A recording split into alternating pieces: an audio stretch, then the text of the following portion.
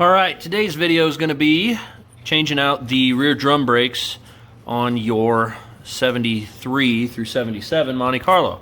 We're doing a little prep work here, getting everything ready to go, pulling the hub off the front and getting the e-brake cable out. Basically, this whole backing plate and everything needs to go, and the axle needs to be pulled out of the assembly. So I've already done some prep work down here. We're going to pull the differential pan off the rear, and then we'll go around and I'll show you guys kind of what we did for prep work on this side, on the opposite side. Right now we have to test fit a couple things and get everything ready to go for the calipers and the brackets for spacers, and then we'll be right back. So hold on one second. All right, we got the pumpkin off, and you got all your gears and stuff inside here. So we need to take this bolt out that's on the inside. It's going to be a 5/16 bolt. Just run that out, and that'll loosen this pin. Make sure you rotate this down in a position that you want it. So I made it so the pin will start sliding out and at least come out of there. But you don't want to move this around any once you got that pin out, because if you do, all these gears inside here will start to move, and then things can fall apart and then create a whole problem for you. And then our C-clip is down inside this groove. You can see it right up there. What we have to do is we have to take the axle and move it forward into the drum assembly. And then once that's in, you can be able to pull this C-clip out with a magnet, and then you should be able to pull the whole axle out so we can get to this backing plate on the back side, unbolt that, and get our new disc brake brackets bolted on. So let's get that taken care of quick, and we'll get everything back on here. All right, so once you get the pin out and the bolt, the pin will just slide right out. We got that out right here. So once you get that out, you have to drive your axle in towards the carrier, and then when you see those little gear splines on the inside of the axle, that's when you can take your magnet and grab your C-clip, and you're good to go. All right, so to show you a little prep work of what we did on the other side to get everything ready, basically we have to remove everything brake-wise related out of this section so we can get this axle to pull out. We got to get the drum cap off. Sometimes they're stuck on there so bad you have to hit them on the edge with a hammer right across this back edge. Sometimes they're really seized up if it's older and have been sitting a long time. You may have to get a slide hammer with a 90-degree hook and just pop it off. But those slide off. And then you've got these little springs with the pins in them on each side. They need to be rotated in and twisted 90 degrees. And you can kind of see those little slots that sit inside there. So sometimes on the back side, you have to hold the pin end in place so the pin doesn't rotate while you're pushing in and trying to get it to come out. And then that'll release all of your brakes, and I'll come right back here in a second once we get this done to show you a little more. All right, so we got the pins pulled out. Springs are gone. I went ahead and released this spring from the upper portion, and then the spring that goes around that. That's going to release everything on the back side, and then this whole brake system will come out. Try not to get my hand all dirty. Use the hand that I actually have a glove on. And then the only thing that you'll have left is your e-brake cable, which is going to be stuck right on here. And of course your bolts on the back side. I still got one little pin sitting in here. So once we release these little tabs, the little push tabs on the inside here, that whole brake cable will pull out from the back, and it'll just kind of hang off to the side. Then we can unbolt this rear plate and re-pull the pin. I went ahead and put the pin back in, and I went ahead and put the car into park, just so while we're moving around and doing stuff out here, nothing's going to be twisting and rotating those gears in, and things might fall out inside there. So that's another one thing that you will have to consider. It's a lot easier when you have somebody else here. You can set them and have them put the car in park and in neutral while you're rotating that axle around and getting everything ready. So let me get this thing done, and we'll continue on bolting everything up. All right, now we got the bolts out of the axle, disconnected the brake line. We're going to go ahead and pull the last bolt off of this,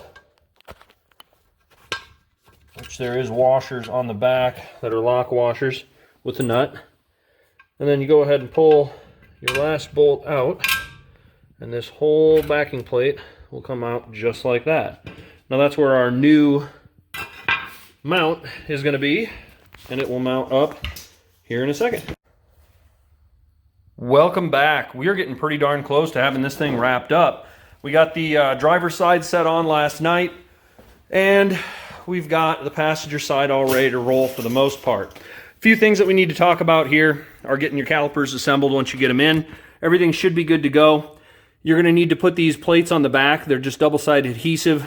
Each pad is going to have one on the back side. Just line them up with the holes. Pretty self-explanatory. So aside from that, each cable, or each caliper, excuse me, is going to come with one of these lines. This line screws into the bottom of your caliper, right down here, like this guy.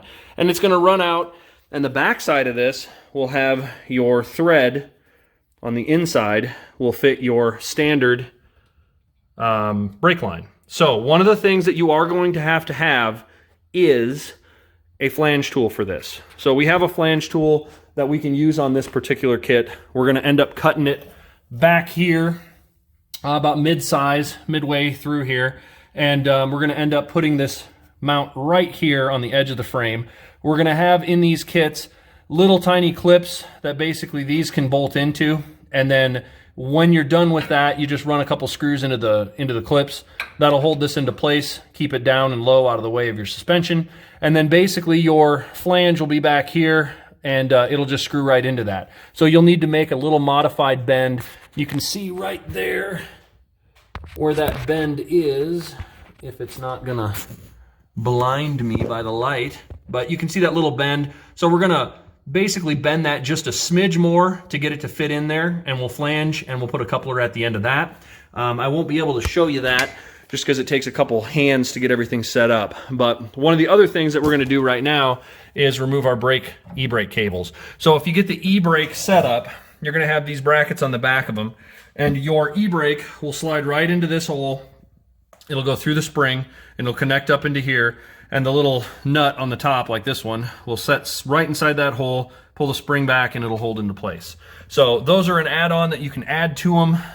The ones that we're going to have are steel braided, I believe. I think they're still in production. It may be March before we get them, but this isn't something that right now in my area we're ending up doing. But one of the things that you will need to do on the back side of this is this bracket. You can see these nasty mid-70s welds right here along the inside of this flange. Those can be varied from car to car.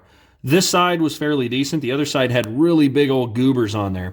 So one of the things that you may end up having to do is on the inside of this bracket, you may end up having to ream out that bracket just a smidge where it fits around this axle, and you may have to round this line off. Now we're gonna make adjustments to these brackets, and we're gonna see if that will end up taking care of the issue. We're gonna open them up a little bit, and we're gonna round these edges off. So when it sits in there, this bracket needs to be flush with the flange. Then make sure you use your hardware that comes with it. I put the nuts on the inside just for cosmetics. When you're looking underneath the car, you don't see big old nuts hanging out of the back. And then everything else should be okay. So aside from that, once we get the brake line out and get the e-brake changed out, the cable, I'm going to paint these calipers so they look all nice and they'll stay nice. Just put a nice high temp heat paint on them. Or you could do a base clear. On my particular car, I'm going to do a base clear that's going to be like Victory Red, so it'll match the caliper pads, and then that way everything will stand out. And then I'll do my front ones that are factory in the same. So aside from that, rotor just slides right on. It bolts into place. Put a couple studs on it for your nuts, just to hold it into place while you bolt everything in. Then you can pull these out. This will hold it into place now. I don't have to worry about that falling out. I can put my wheel right back on there. So let me show you this brake, e-brake, where everything is. Hopefully I don't tip my camera too much. So you've got your distribution block right there, which goes back to the cables hanging underneath the car. They have the wires on each side that kind of space them. And then, if I can get it, you've got your adjustment right there for anything that you need. So you can tighten this cable up, get the wiggle out of it or whatever you need. So to get it out, that cable will just slide forward. This cable will just slide forward. It'll come through this groove. It'll drop out. pull this bracket. I can't see, I'm looking through my screen here. Pull this little C-clip, pull that out, everything will slide right out. We already got it disconnected on the other end from the original drums. And then you've got your other cable right over there. So we'll get rid of those. We'll get the new cables in. Again, they'll slide right up into that channel, go right through that spring, and hook right onto the other side. We should be good. Now the only thing that you may need to do is you may need to adjust your tension once you're done on that little nut that's up front that I showed you. So once you get that, you'll have to set everything, put the car back down, get your wheels back on it, set everything up, and get it to the point where you can set the e-brake and see if it's going to roll forward. If you need to adjust it. One other thing that you'll need to do, obviously, is get a pan for the back, a rear gasket for the pan on the differential, and you'll have to get some differential fluid to fill inside there too. So basically, all said and done, we'll have our brake line connected right on the spring. That'll be sitting up there, and your hard lines from there will come over to it, screw right into the bottom of it, and we'll be good. We are going to make a kit, and I'll just let you know this now. We are going to make a kit for the rear axle that shortens up that brake line, so that way it's ready to go. It'll be something that you can add on to it. It just depends to your capabilities, what you have for tools and stuff. We got a plethora of tools that I use here. We got our flange tool system here, so we can make flanges and make connecting edges. It's fairly simple. Double flaring kit. It's kind of the instructions is how you go through it. So you may be able to rent these things from O'Reilly's or some of the other major chain stores if you want to do this yourself.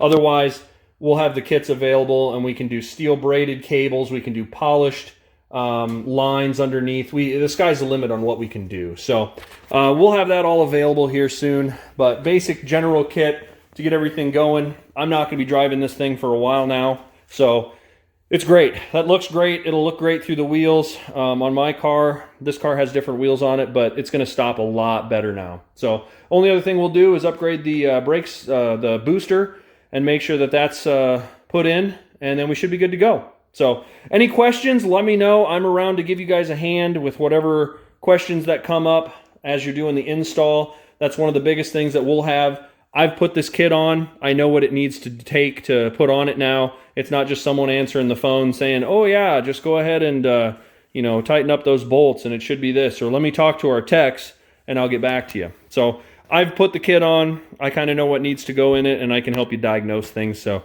shoot me a message if you got any questions. If you want to order the kit, let me know. We'll get the kit set coming, ready to go. We've got upgraded pads that you can get for it.